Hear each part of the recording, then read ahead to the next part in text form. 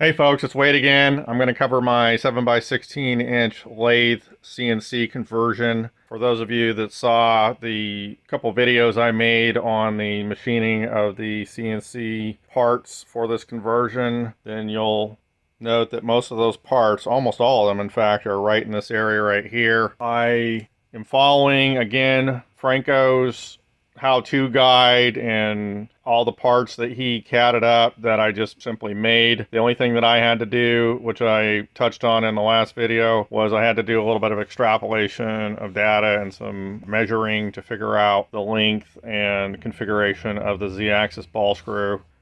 So far, there seems to be no issue with it. Also had to 3D print some parts, mainly to hold this cover on. There's a 3D printed part underneath here. There's another one on the other side of the ball nut.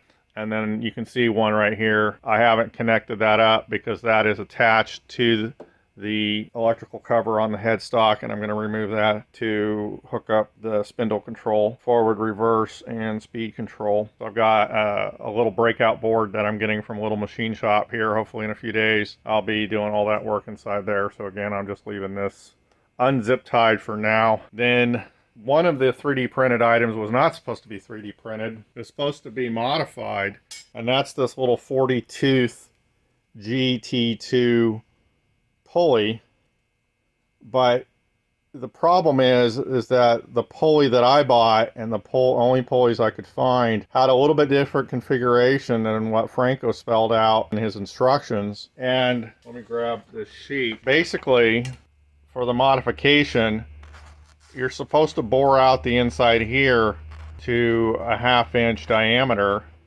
The problem is this area right here, the top boss, if you will, I had this diameter was correct. However, this mass right here, I just didn't have that on the style of pulley that I got.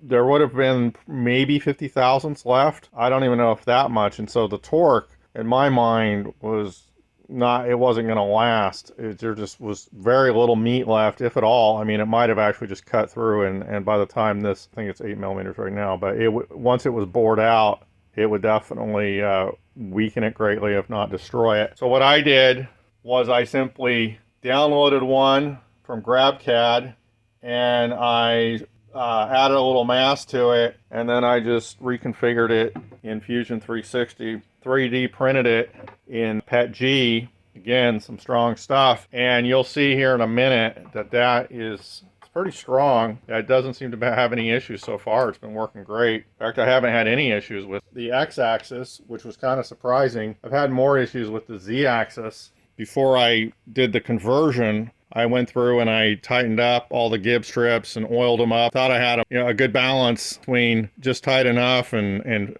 ease of movement, but kept getting some binding on the slide here, the carriage, and so I had to loosen it up considerably, a little bit more than I'd want to. I don't think it's too loose, but kind of on the verge of what I would think would be. So anyway, in the back here, you can see the Lathe CNC controller, or the Lathe CNC toolbox, which is a la Franco. I love the idea. Just grabbed a toolbox from the big orange box store and put everything inside of there. You can see that I repurposed the e-stop from the mill, and one of the reasons why is I have an e-stop just like I do on the mill right next to the computer, but I suspect that the computer will usually be over on that side, and kind of like if you've ever sat on a puddle jumper, you can see the line inside the cockpit where it shows where if the propeller shreds where it's going to go, and it's the same thing. If I have a line right here of something spinning and I'm over on this side of it, I don't want to try to reach across and hit that e-stop. So I put one over in this corner right here so that I'm covered either way if something comes flying apart on the lathe. Let's crack this thing open.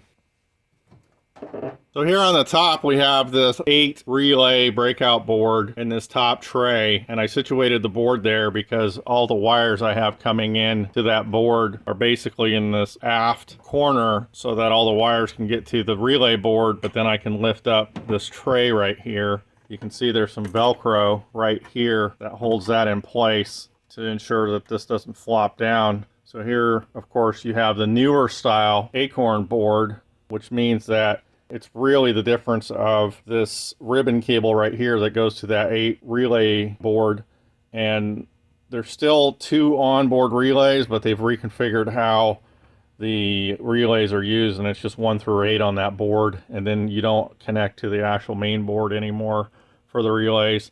And then, as I've explained in a couple of other videos, you'll see when I fire this up, which I'm actually going to do right now, you'll see all these LEDs, both for the relays, which are here, and on the relay board itself, and then around the perimeter. This relay right here is for the home limit switches, which I didn't really cover.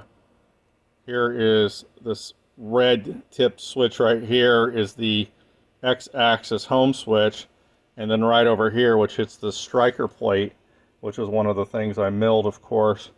This is the home limit switch for the Z-axis. So you can see you've got all the LEDs lighting up. There's 24 volts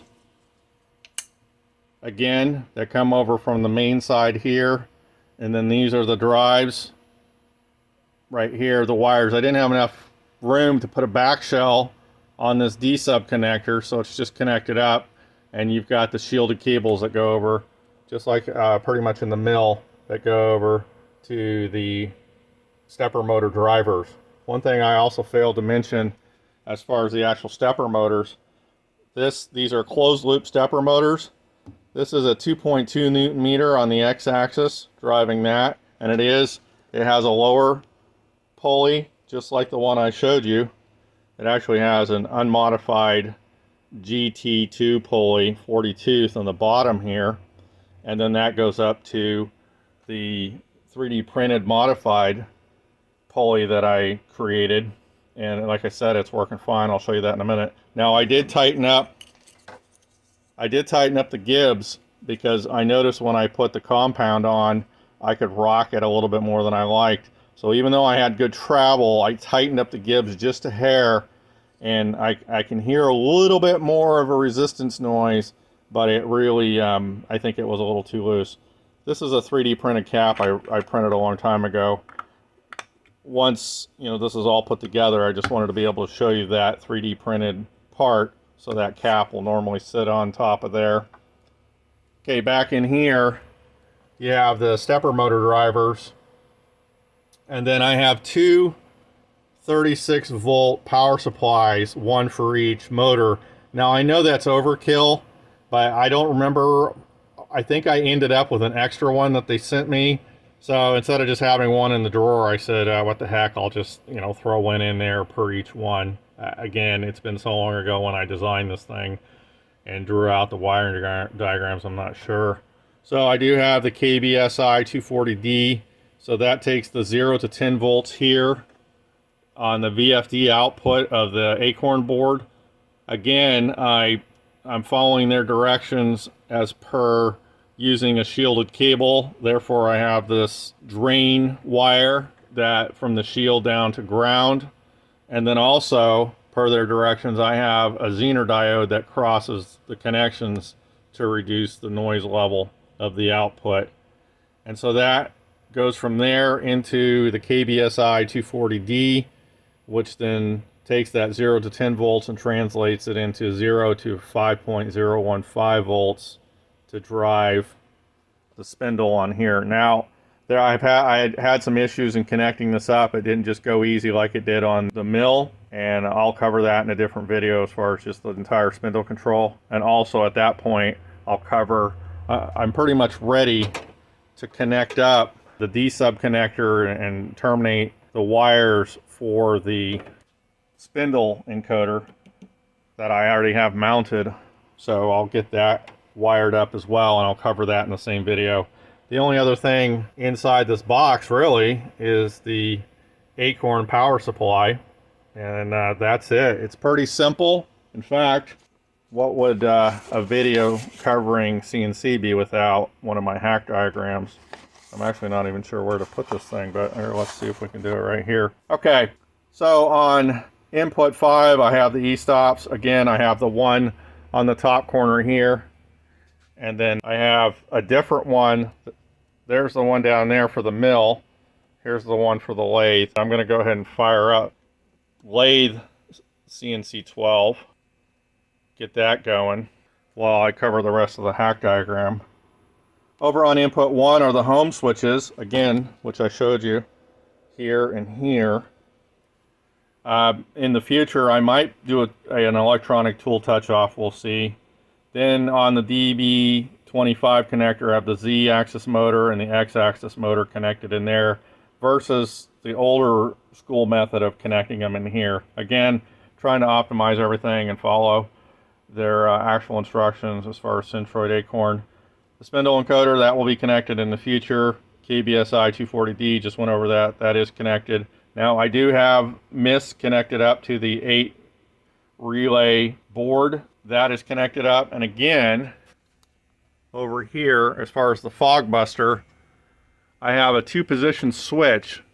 So off is in the center, up is lathe, down is mill, and that allows either obviously the lathe or the mill to control the fog buster. So I don't know if I'll be using the fog buster as much on the lathe, but I do have that capability. And then when it comes time to hook up the spindle forward and spin reverse to the relay, I'll connect that up. The wire's already in there. I'll just have to terminate the wire. It may be slightly different with that breakout board that I'm going to get from Little Machine Shop. So much simpler here. One thing I failed to mention is when I got inside of here, because once you hit this quote-unquote each stop, really all you're doing is turning the machine off because it's combined with the on-off. I'm sure most of you have seen this on a mini lathe. So because of the way that this is configured inside here, there's no other extra connections for me to put a no-fault out. So when I hit this, it's not going to shut down the Acorn. It's just going to shut off this machine. So later on, I would have to add a traditional on-off that you see with just the red and the green button, and then a separate e-stop if I wanted to do a no-fault out, which I might do. But right now, not too concerned about it. Let's go over here, try to show you some of this. I haven't done any tweaks or upgrades to the virtual control panel. I will do that over time. I just have to copy some of the files over really on the same computer from the mill CNC 12 to the lathe CNC 12, so it's not really that big of a deal. I've got to carve out a half hour or hour to do it. So it comes up, reset, initiated, press reset to clear. We'll do that. Now, here we have warning, machine home not set. So I'm going to hit this button right here to reset home, or get my hack diagram out of the way, and then I'll quickly move the camera over there.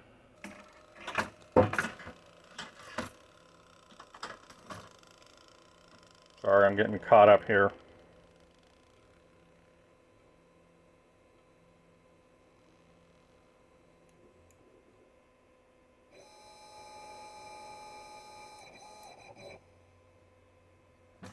So as you can see, the motors are spinning. Okay, I'm just going to run the motors a little bit, show you that the motors are spinning and we got things moving.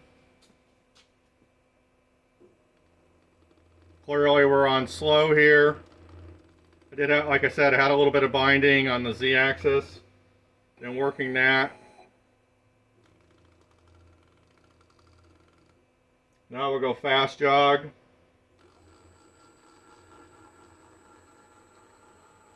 That scraping you hear, these are fairly large in diameter, so they kind of bunch up.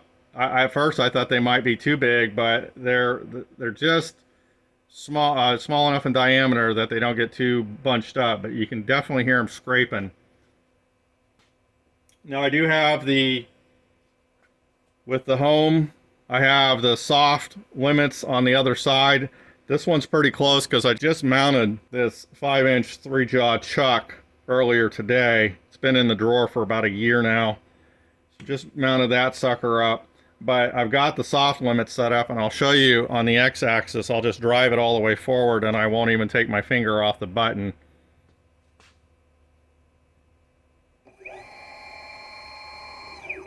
You can see it's about 1/10 of an inch off of the back wall.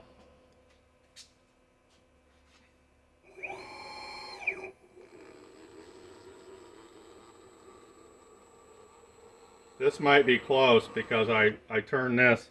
So I'll probably have to reset this. Let's see, it might be right there. Oh, it stopped. Yeah. All right, so I just changed this from 30 degrees to 0, messing around with it when I put it back on as far as the compound slide. One last thing I'm going to show you is, say you're working a job right here and it's time for tool change. I have set up the tool check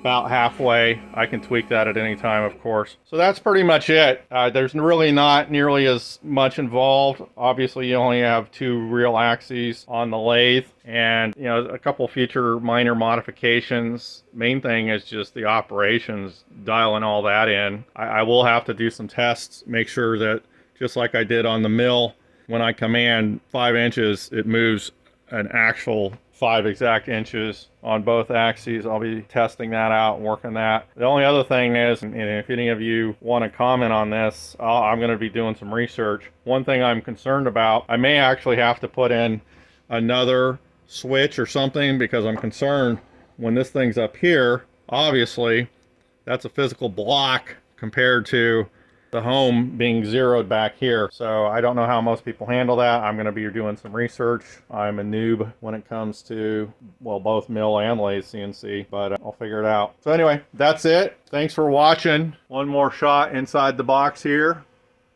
There we have it. Cheers.